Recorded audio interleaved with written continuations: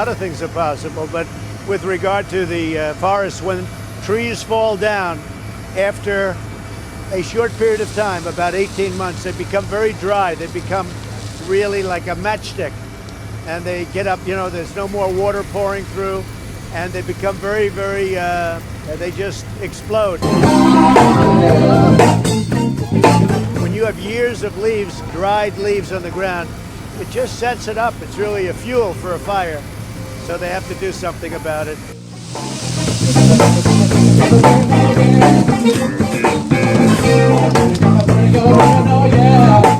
Wildfires are burning the suburbs in the west. Floods are wiping out suburban neighborhoods in the Midwest. Hurricanes are imperiling suburban life along our coast. If we have 4 more years of Trump's climate denial, how many suburbs will be burned in wildfire?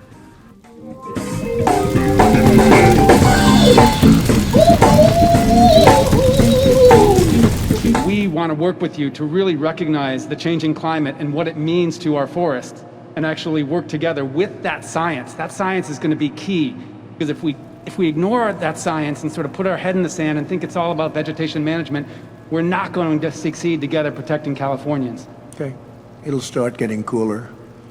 You just watch. I wish science agreed with you. Well, I don't think science knows, actually.